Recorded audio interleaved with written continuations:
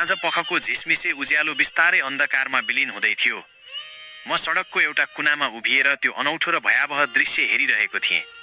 टाढाबाट डोजरहरूको एउटा लस्कर आइरहेको थियो, एकपछि अर्को, मानव कुनै गम्भीर लयमा नाच्दैछन्।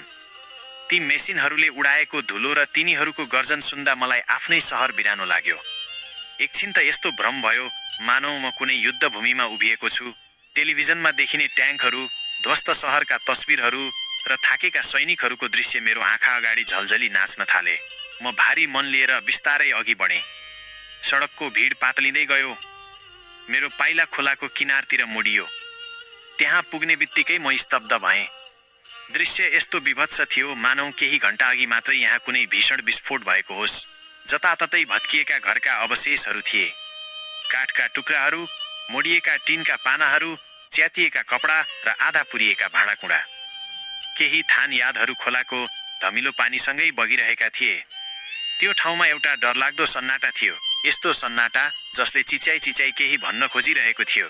अलि पर एउटा ठुलो ढुङ्गामा एकजना वृद्ध बाजे टोलाएर बसिरहनु भएको थियो।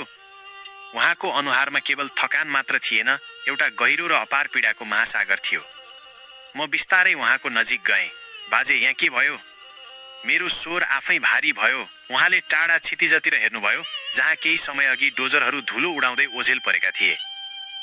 उहाँले लामो सुस्केर हाल्दै भन्नुभयो, सरकारले सुकुम्बासी भनेर बस्ती भत्कायो नि बाबु।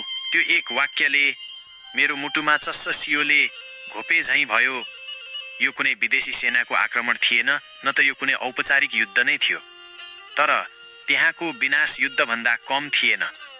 मानिसहरूले आफ्नो छानो मात्र गुमाएका थिएनन्, वर्षौंदेखि सँगालेका यादहरू र सपनाहरू पनि माटोमा पुरिएका थिए।